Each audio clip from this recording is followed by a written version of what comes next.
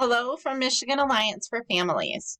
We are an IDEA grant-funded initiative of the Michigan Department of Education, Office of Special Education, and we are Michigan's federally funded Parent Training and Information Center.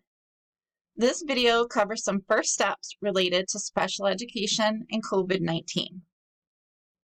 In-person education is over for this school year due to the coronavirus pandemic. This has been a huge change for what special education services look like for students with IEPs and IFSPs. We are here to support the needs of families who have children who receive special education or early intervention services.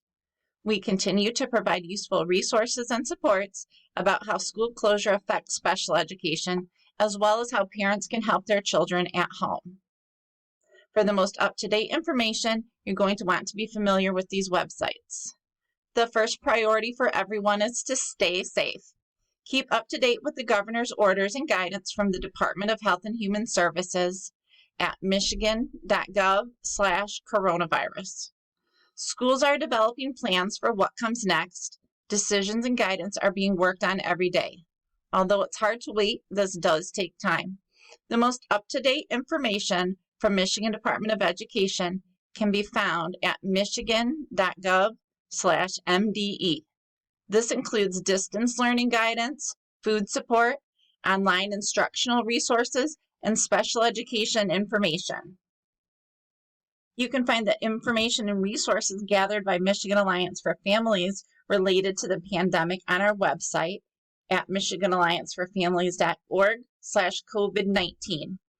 Our parent mentors are working from home and still available to work one-on-one with your family to help answer your special education questions. As parents of children with disabilities, we want to know, what is school going to look like for my child? What about their IEP? State and federal guidance are clear. Since general education students are being schooled, students with IEPs need to be educated too. Schools must ensure that students with disabilities have equal access to the same opportunities. Because each community is different, every district has developed a continuity of learning plan for all students to continue learning at home, at a distance for the remainder of the school year. What this looks like across the state depends on a lot of factors. Do families have devices and reliable internet access? Is teletherapy an option? Will districts be offering paper packet pickup? What could be done over the phone? Maybe it's a combination of these options. Because each student with an IEP is unique, what special education looks like during this time will also be unique. It will have to be individualized based on your child's strengths and their needs, and what else is happening right now with your family. Some kinds of supports and services can be delivered remotely with technology. Obviously, some kinds of related services that require face-to-face delivery can't be provided at this time.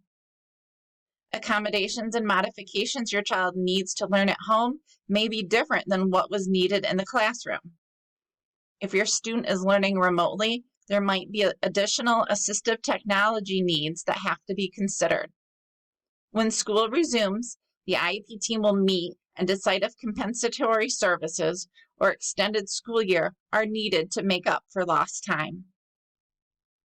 If your child's IEP meeting was scheduled during this time, don't worry, timelines can be extended. Special education services do not end because a deadline has passed.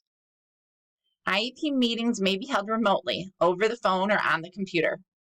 If your child is currently in the evaluation process, some types of evaluations that are done face-to-face can't be completed until school resumes. Procedural safeguards are still in effect. Parents and families still have all those rights. Students still have a right to a free, appropriate public education. Special Education Mediation Services, a partner project of ours, continues to offer their facilitation and mediation via the virtual method your district is using.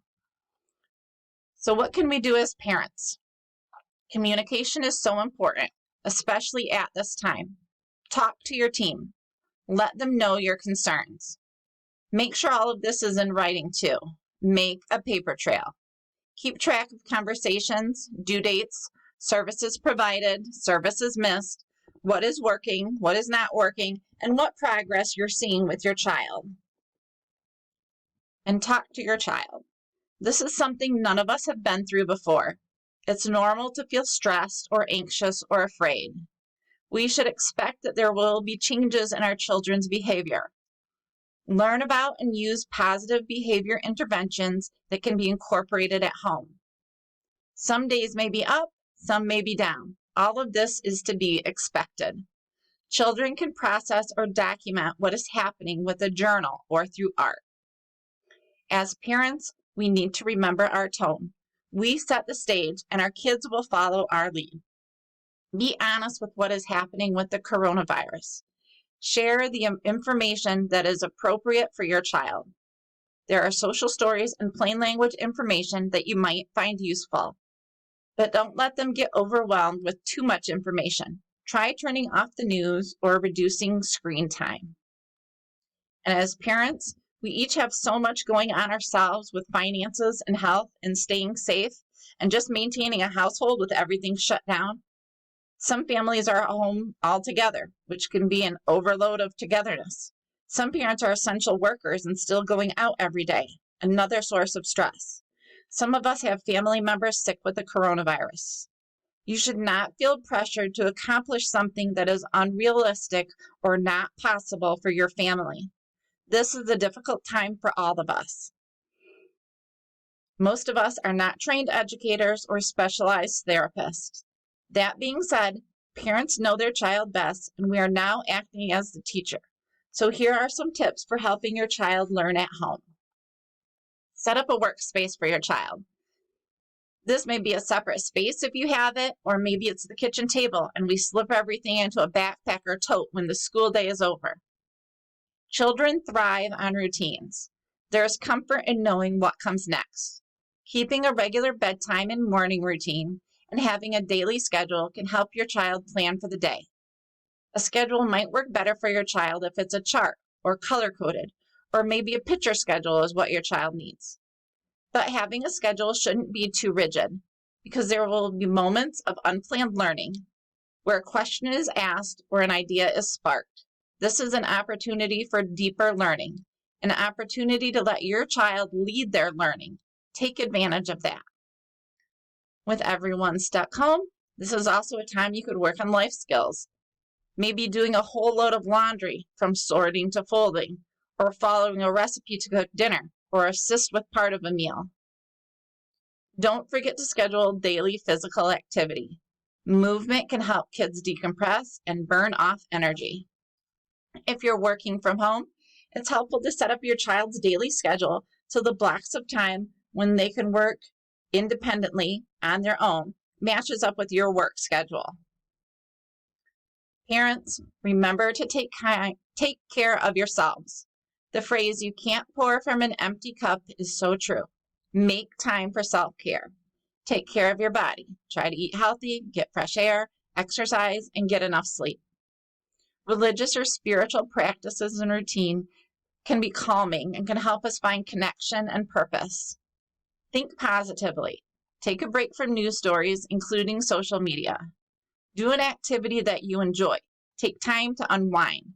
Connect with others through video chat, phone calls, text messages. Maybe write and send a letter through the mail. Talk to people about how you're feeling. Lean on your family and friends when you need to. They need you too. Michigan Alliance for Families is here for you as well. Our website, michiganallianceforfamilies.org. And again, our coronavirus resources are at michiganallianceforfamilies.org/COVID-19. While no in-person events are scheduled during this time, many of our workshop topics are available as free on-demand webinars on our YouTube channel. As more guidance and resources come out, we will be offering additional webinars and a chance for you to ask your questions. Sign up for our e-newsletter to receive notifications of these dates. And our parent mentors are still available. No matter where you are across the state, you have access to a Michigan Alliance for Families parent mentor who is available to help with resources and support and help find answers to your special education questions. You can keep up with Michigan Alliance for Families with our website, our monthly e-newsletter, and on Facebook and Twitter. You can contact us at info@MichiganAllianceForFamilies.org or call 1-800-552-4821. Thank you and stay safe.